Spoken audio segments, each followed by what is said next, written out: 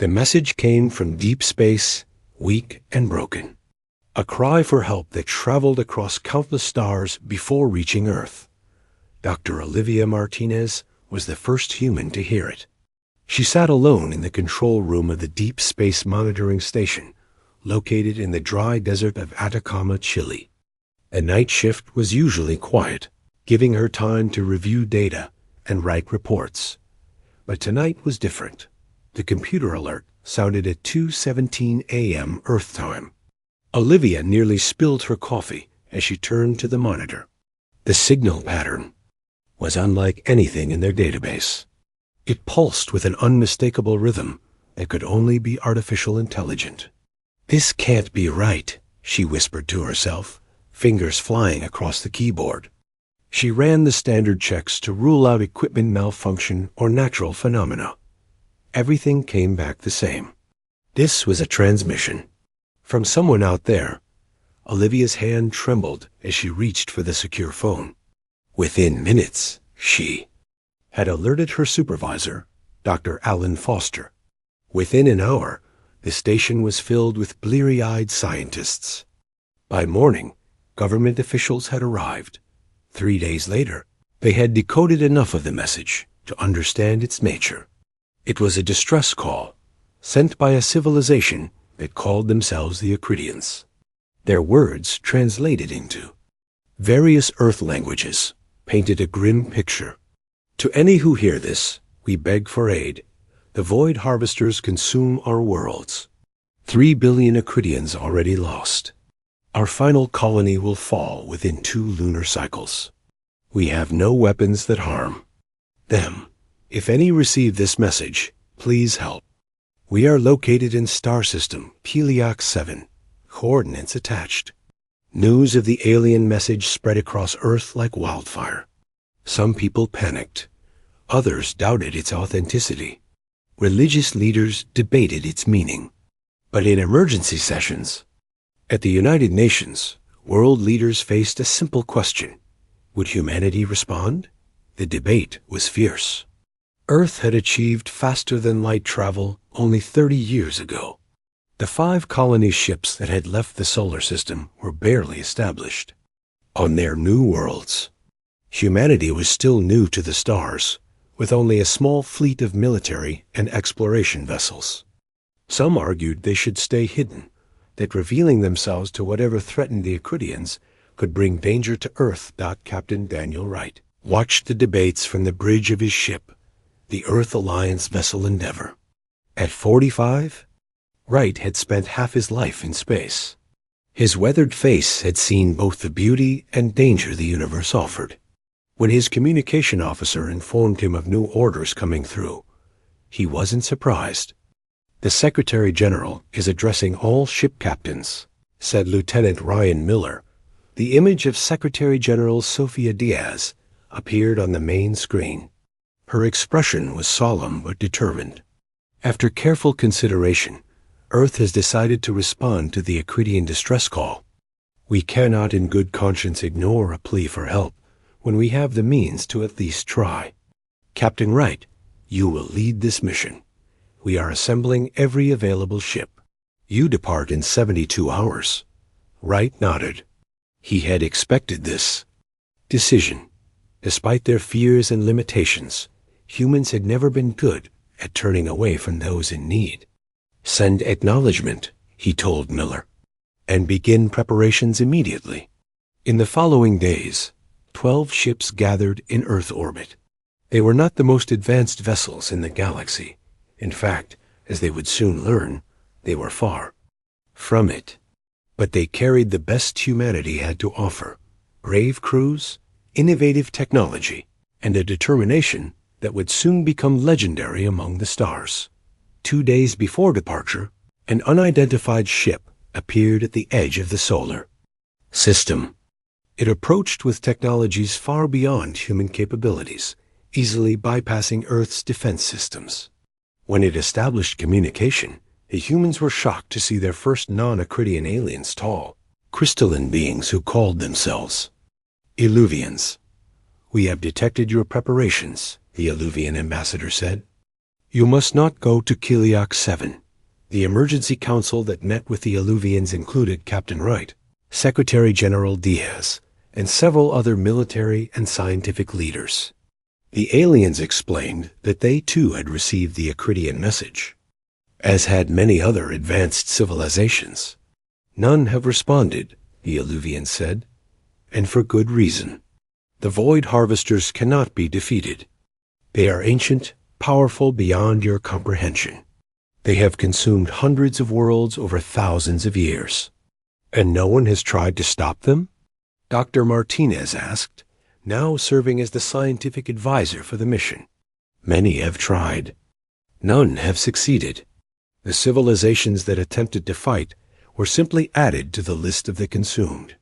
The Alluvians' crystalline form shimmered under the conference room lights. Your species is young, your technology primitive. You have no chance against the Harvesters. With all due respect, Captain Wright said, leaning forward, if you knew they couldn't be stopped, why did you come here? You could have just let us go to our doom. The Alluvian was silent for a moment. Because we have observed your species from afar. You are ... unusual. Unpredictable. Most species follow logical patterns of behavior. You do not. This makes you dangerous to yourselves. And others. Dangerous how? Secretary General Diaz asked. You take unnecessary risks. You value emotion over logic. You would sacrifice yourselves for strangers. This is not normal behavior among the cosmos. The Alluvian's voice carried what might have been concern. The Harvesters will destroy your ships, then follow your path back to Earth. You will not. Save the Acridians. You will only add humanity to their feast. The room fell silent as everyone absorbed this warning. Finally, Wright spoke again. Thank you for your concern. We will discuss your warning. After the Alluvians departed, the council debated long into the night. Some were swayed by the alien warning. Others remained committed to the rescue mission. In the end, Secretary General Diaz turned to Captain Wright. The decision will affect your crew most directly. What do you think, Captain? Wright thought about the Acridians, a species they had never met, facing extinction. He thought about the Alluvians and other advanced aliens who calculated the odds and chose to do nothing. Then he thought about human history, about people who ran into burning buildings to save strangers, about small boats crossing stormy seas to rescue drowning refugees, about those who stood against overwhelming evil when they could have looked away. Ma'am, he said firmly, where I come from, we don't leave people to die without at least trying to help. The next morning, the Earth fleet made final preparations for departure. As Captain Wright boarded the Endeavour, Dr. Martinez handed him a data drive. The complete Acridian message, she said. Including parts we're still trying to understand. It might help. Thank you, Doctor. Wright took the drive. Any last-minute advice from our scientists? Martinez smiled sadly. Just that the Alluvians are probably right. The odds are terrible. Noted. Wright returned the smile. But humans have been beating terrible odds since we climbed down from the trees. 12 hours later, the fleet jumped to faster-than-light speed, leaving the solar system behind. Their destination, Kiliak 7, home of the Acridians. Their mission, to answer a cry for help that the rest of the galaxy had ignored. Humanity was going to war. The journey to Kiliak 7 took 17 days. The 12 Earthships traveled in tight formation through the darkness of space. Captain Wright used this time to prepare his crew for what might await them. Nobody knew exactly what the Void Harvesters looked like or how they fought. The humans could only train for every possible scenario and hope it would be enough. On the final day of travel, Wright called his ship captains together for a last meeting. We exit hyperspace in 6 hours, he told them. Once we arrive, we establish contact with any surviving Acridians and assess the situation. Remember, Our primary mission is to help these people survive. If we can hurt the harvesters in the process, all the better. Captain Susan Miller of the medical ship Hope raised her hand. What if the Alluvians were right? What if this is a suicide? Mission? Wright looked at each face in the room. Some showed fear, others determination. All showed courage. Then we die trying to help people who need us, he said simply. That's what humans have always done. The captains nodded. No more needed to be said. 6 hours later, the fleet emerged at the edge of the Keliak system. The scene that greeted them was worse than they had imagined. The outermost planets, once gas giants similar to Jupiter, were now hollow shells. Their atmospheres had been stripped away, leaving only rocky cores. Massive black structures orbited these dead worlds. The structures resembled nothing in human experience. They seemed to bend and twist in ways that hurt the eyes to look at. What are we seeing? Wright asked, staring at the main view screen. Lieutenant Amanda Carter, his tactical officer, studied. Her readings. Those structures appear to be harvesting the planets. They're extracting energy and matter through some kind of dimensional rifts. Science Officer Gregory Williams added, Sir, I'm detecting faint life signs from the third planet. It must be the last Acridian colony. Any sign we've been spotted? Wright asked. Not yet, Carter replied. But I doubt we'll stay hidden for long. Wright made his decision. Set course for the third planet. All ships maintain defensive positions. Let's find these Acridians. As the fleet moved deeper into the system, they passed more dead worlds. Each one had been systematically stripped of resources. It was like watching a galaxy-sized strip mining operation. Halfway to the third planet, alarms blared across the bridge. Captain, Carter called out. One of those structures is moving. It's heading toward us. On the view screen, a massive object detached from a dead moon. It resembled a writhing mass of geometric shapes that seemed impossible triangles with 4 sides, spheres with edges, objects that were simultaneously solid and transparent. That's not a structure, Williams whispered. That's a ship.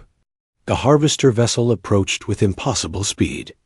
As it drew closer, crew members across. The human fleet began to experience strange symptoms. Headaches, nosebleeds, hallucinations. They're attacking our minds, the ship's doctor reported to Wright. Some kind of psychic assault. Wright grabbed the communication system. This is Captain Daniel Wright of the Earth Alliance.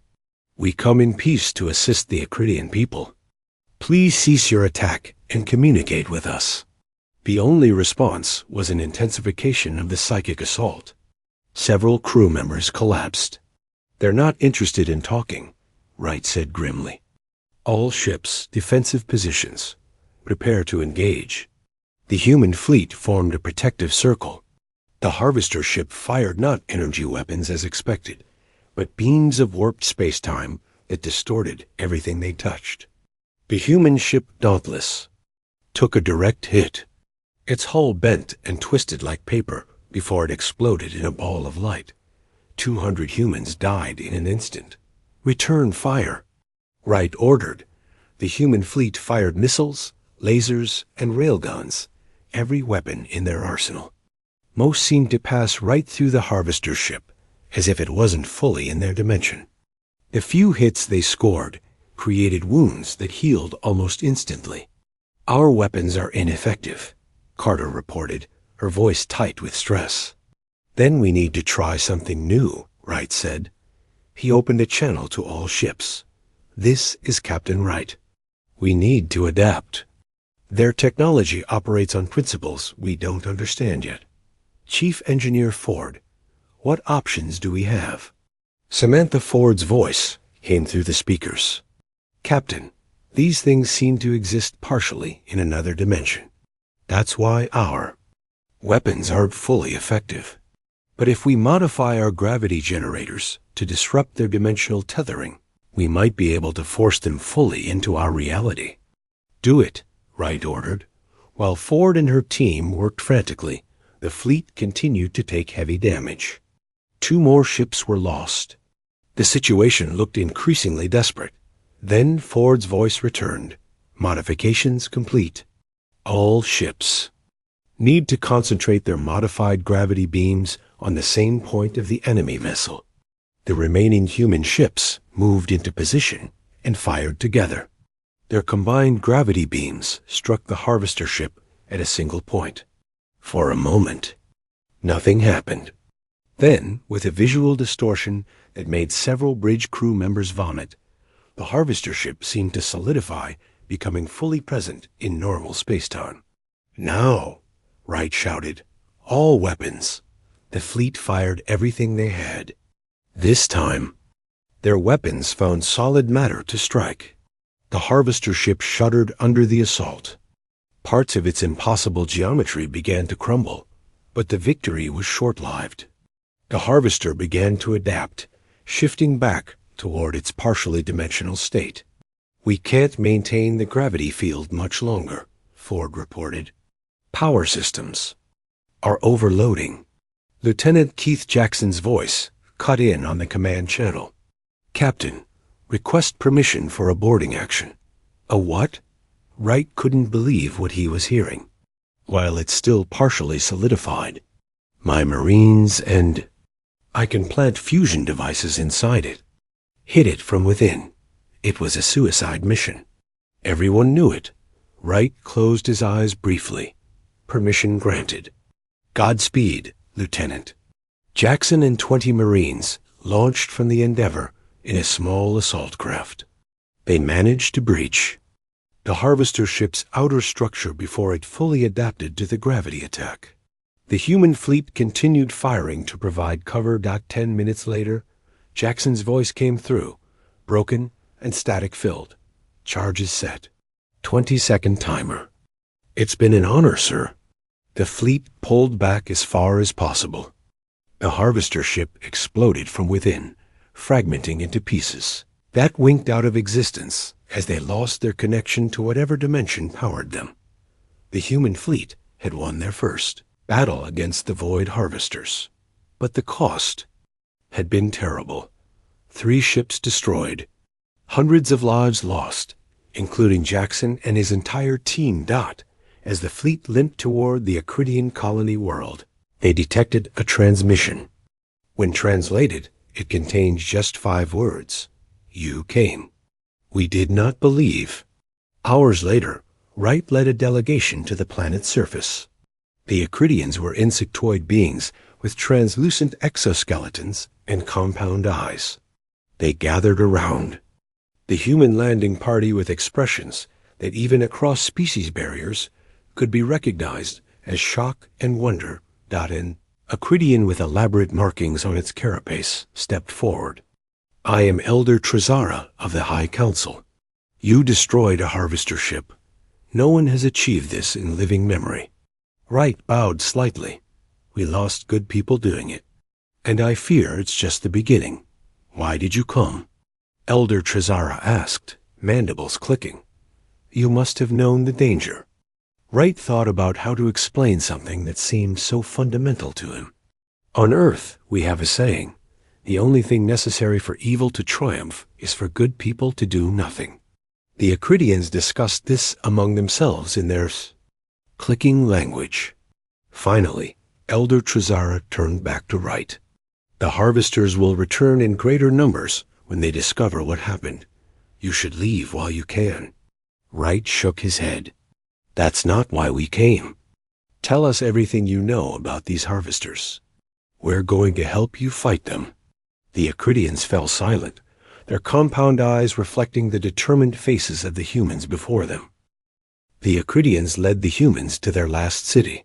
Built underground to hide from the harvesters, it stretched for miles beneath the planet's surface. Once home to billions across many worlds, the Acridian civilization was now reduced to fewer. Then 4 million survivors crowded into this final refuge. Captain Wright and his team set up a command center in a large chamber provided by the Acridian Council. Dr. Natalie Reeves, the fleet's chief xenobiologist, immediately began studying all the information the Acridians had gathered about their enemy. "We need to understand what we're fighting," she explained to Wright. "The Acridians have been observing the harvesters for years. There must be patterns, weaknesses we can exploit." Meanwhile, Chief Engineer Ford examined the small pieces of harvester technology recovered from the battle.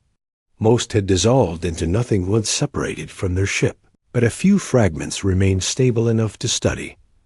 On the third day, Dr. Reeves called an emergency meeting.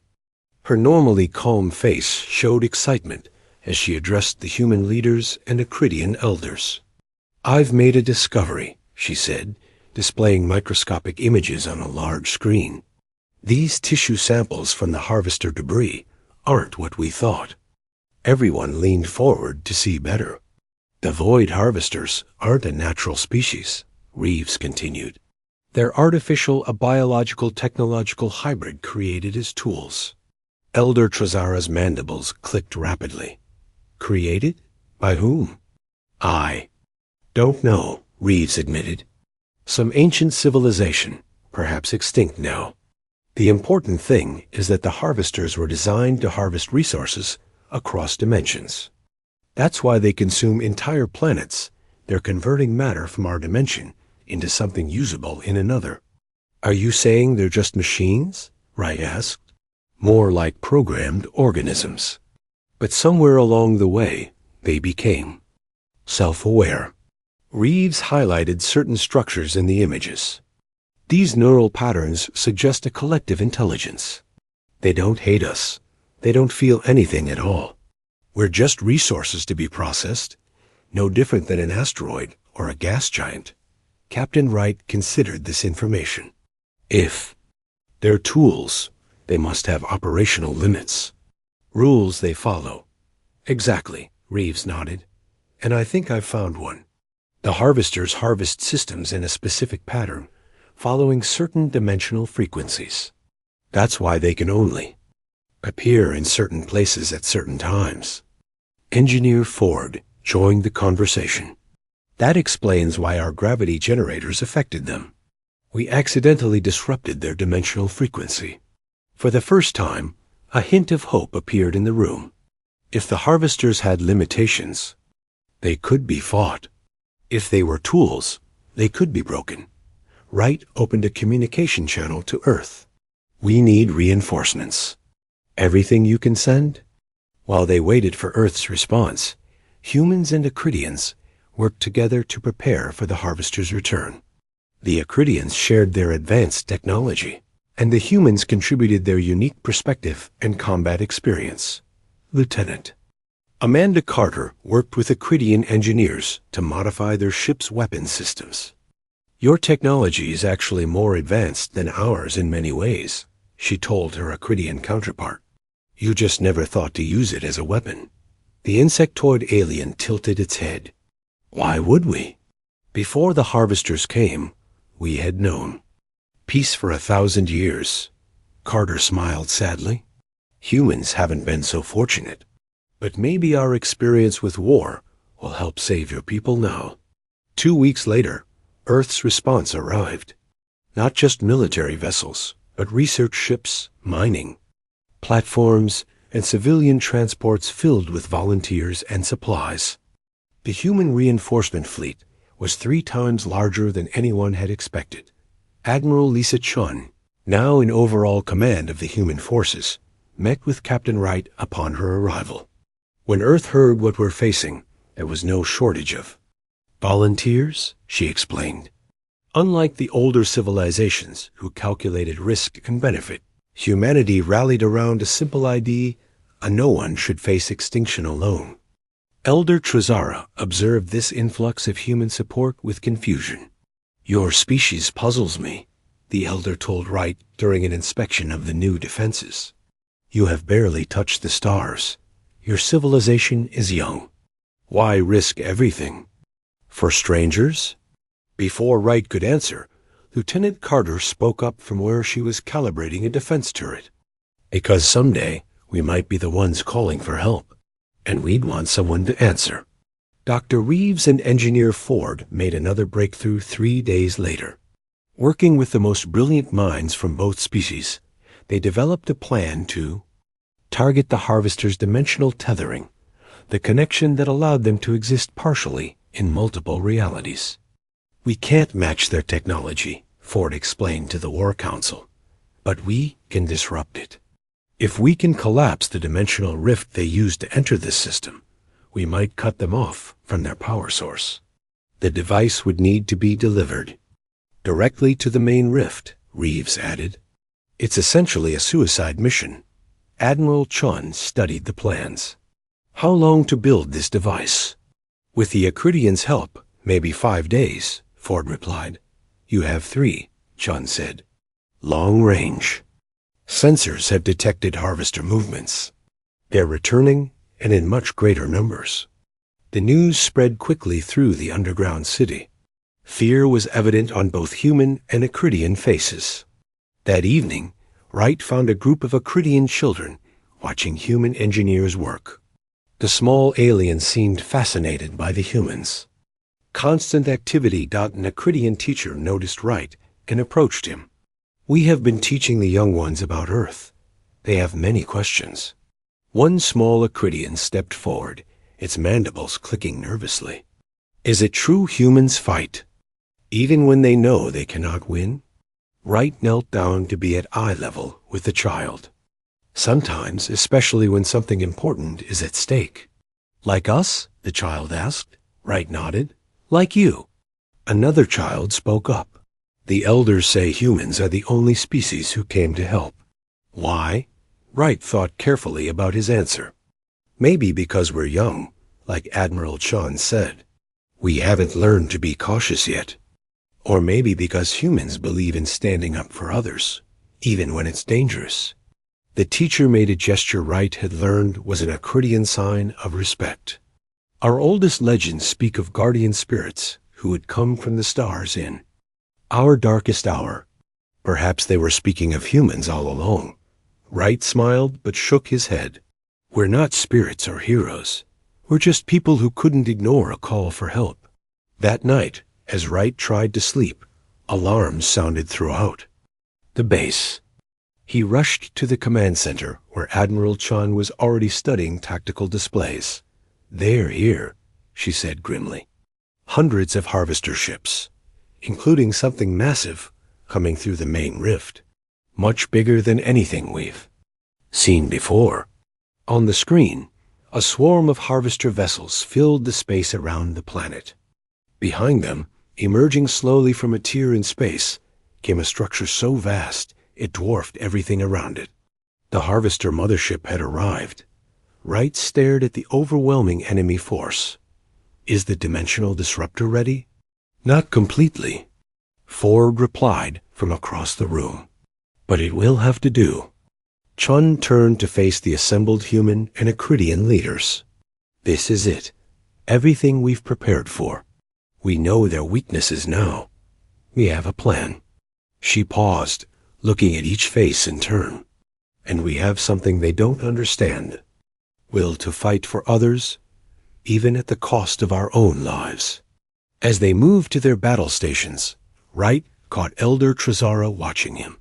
The Acridian's compound eyes reflected the tactical displays showing the approaching enemy. "You could still leave," Trizara said quietly. "Save your people. No one would blame you." Wright smiled. "That's not what humans do." Outside, in the darkness of space, the final battle for Akrid was about to begin. The battle began at dawn. The combined human-Acridian fleet rose from the planet's surface to meet the Harvester Armada.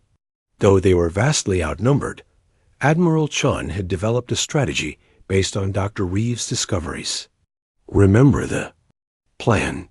Chun's voice came through on all communication channels. "Our main fleet will engage the harvester ships to draw attention away from Captain Wright's mission. We don't need to win. We just need to keep them busy. In the lead ship, Wright checked the small vessel that would carry him Elder Trizara and a team of engineers to the dimensional rift. The ship was a modified Acridian scout craft, Enhanced with stealth technology and carrying the dimensional disruptor, the weapon they hoped would cut the harvesters off from their power source. Final systems check. Wright ordered as his team. Boarded. Engineer Ford, who would remain with the main fleet, handed Wright a small device, the trigger for the disruptor. Once you're in position, this will activate the collapse sequence. How close do we need to be? Wright asked. Ford's expression was grim. Too close for comfort. And once it starts, you'll have about 2 minutes to get clear. Wright nodded. Knowing what Ford wasn't saying, they probably wouldn't get clear in time. As Wright's team prepared to depart, Lieutenant Carter approached him. Captain, it's been an honor serving with you. Wright clasped her shoulder. The honor has been mine, Lieutenant. Keep our people safe if you can. We'll buy you as much time as possible, she promised. Outside, the first exchanges of fire had already begun. Harvester vessels moved with impossible grace, firing weapons that bent space itself. Human and Acridian ships responded with everything they had, using the modified gravity weapons that Engineer Ford had developed based on their first encounter. Wright's stealth ship slipped away from the main battle, taking a wide arc toward the system's edge, where the main dimensional rift pulsed with eerie light. From this distance, the battle looked like a dance of fireflies against the blackness of space. Your people fight with remarkable courage, Elder Trazara observed, compound eyes reflecting the distant explosions. So do yours, Wright replied. I never expected to find such brave allies so far from home. As they approached the rift, the massive harvester mothership came into view. It was unlike the smaller vessels, less a ship and more a living space station. Its surface rippled with patterns that hurt the eyes to follow, as if parts of it existed in dimensions humans couldn't perceive. Sensors are picking up unusual energy readings, reported one of Wright's crew. The mothership is doing something to the rift, widening it. Wright studied the tactical display. They're bringing in reinforcements. We need to move faster. Back at the main battle, things were going poorly for the Human-Acridian alliance. Despite their preparations, the Harvester's superior numbers were overwhelming their defenses. The engineering vessel Daedalus took a direct hit that tore through its midsection. Inside the damaged ship, Chief Engineer Ford and her team worked frantically to keep their systems online. Reroute power from decks 3 through 7. She shouted over the sound of buckling metal. We need to keep the gravity generators running. Suddenly, alarms blared throughout the ship. Breach on deck 5, someone called out. Harvester. Boarding parties detected. Security Chief Paul Rivera grabbed his weapon. Marines with me.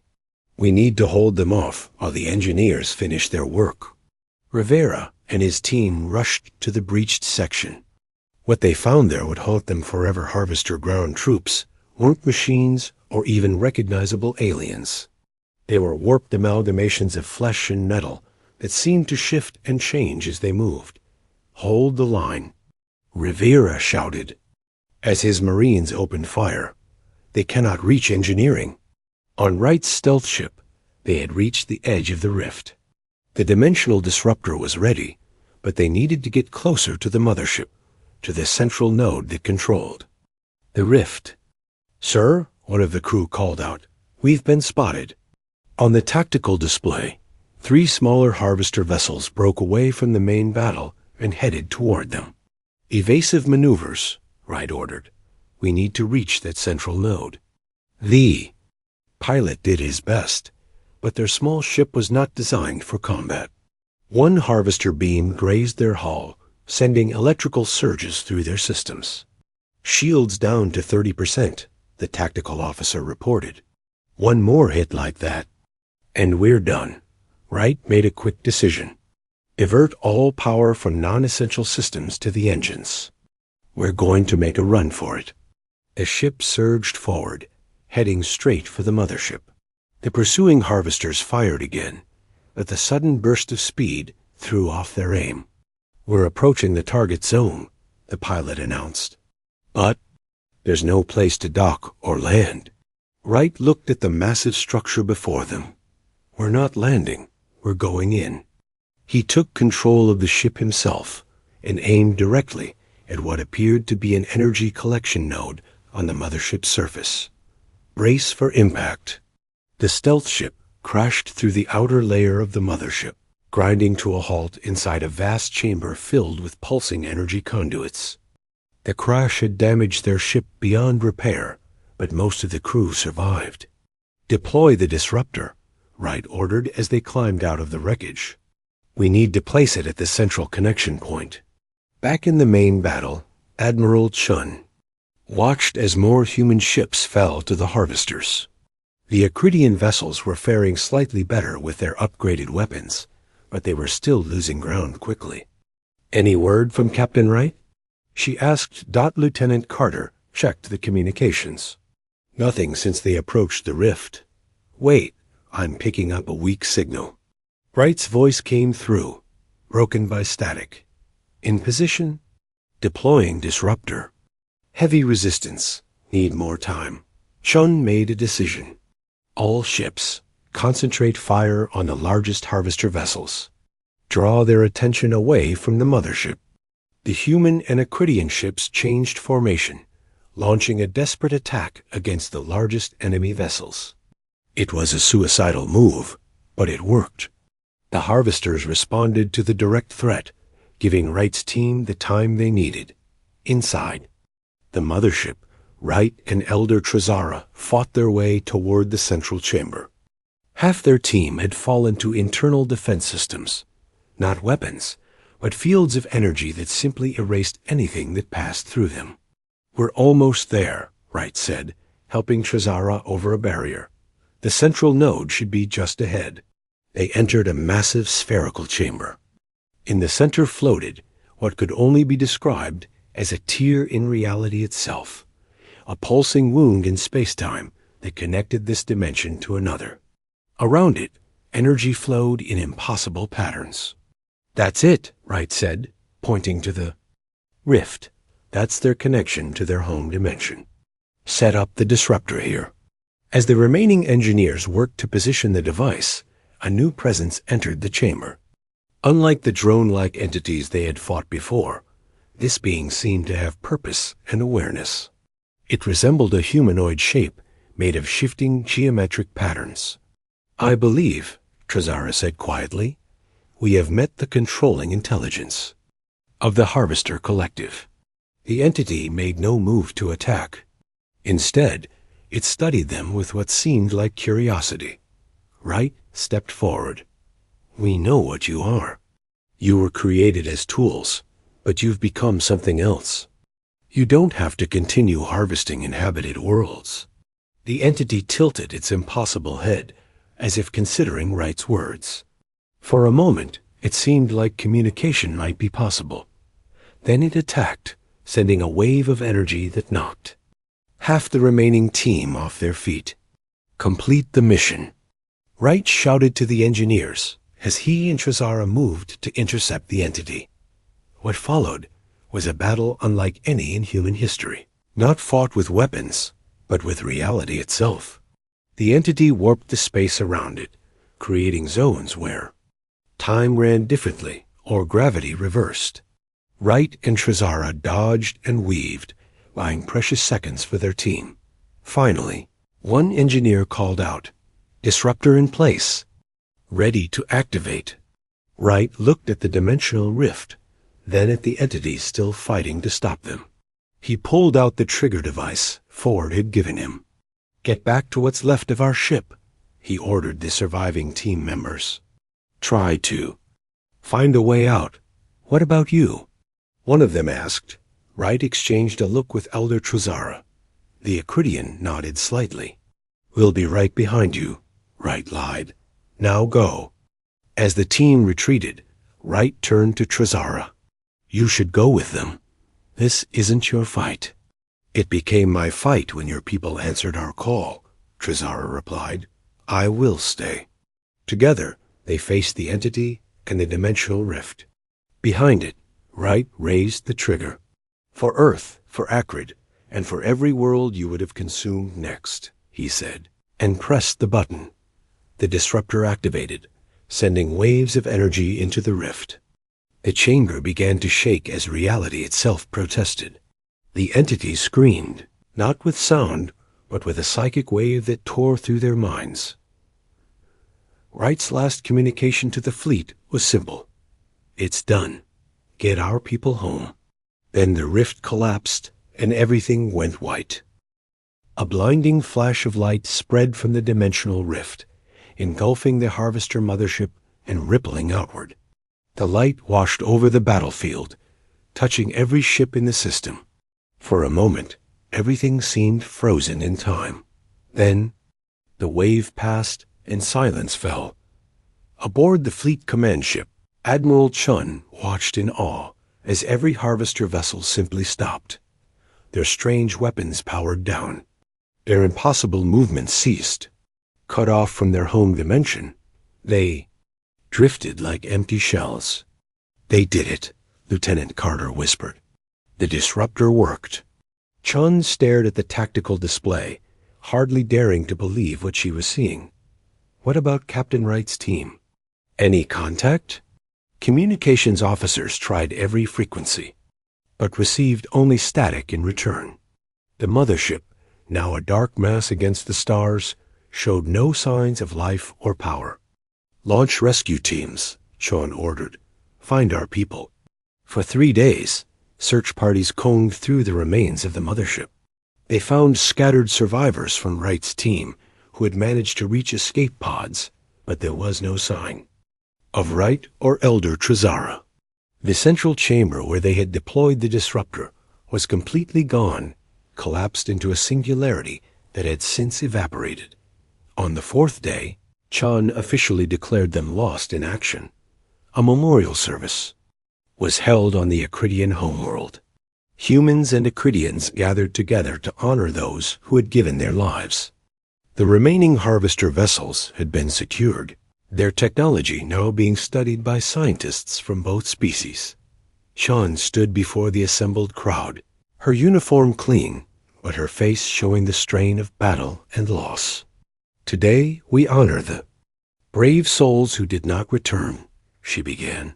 Human and Acridian alike, they gave everything to save not just this world, but countless others that would have fallen to the Harvesters. Captain Daniel Wright and Elder Trizara knew the mission might be one way, yet they went willingly. Their sacrifice embodies the highest ideals of both our peoples. As Chun spoke, a small ship appeared in the sky above. It wasn't human or Acridian in design. As it landed at the edge of the gathering, gasps spread through the crowd. The ship's design was crystalline Illuvian. The same ambassador who had warned Earth against intervention stepped out, along with representatives from 3 other advanced civilizations. They approached the memorial gathering slowly, as if uncertain of their welcome. The Illuvian ambassador spoke first. We have come to pay our respects and to acknowledge that we were wrong. Chun's expression remained neutral. Wrong about what, exactly? About many things, the Illuvian replied. We believed the Harvesters could not be defeated. We calculated the odds and decided non-intervention was the only logical choice. We could not comprehend why humans would risk everything for strangers. A representative from another species stepped forward, a floating being composed of intertwined tentacles of light. We have observed your battle from afar. What you achieved was thought impossible. You have demonstrated that our logic was ... incomplete. The crowd murmured at this admission from species far older and more advanced than humanity. The Illuvian continued. For 1,000,000 years, the Galactic Conclave has been the governing body of advanced civilizations in this galaxy. We have always believed that only species with thousands of years of development could join our ranks. The crystalline being seemed to shimmer with emotion. Today, we have come to invite humanity to join the Conclave, despite your youth. Chun looked surprised. Why the change of heart?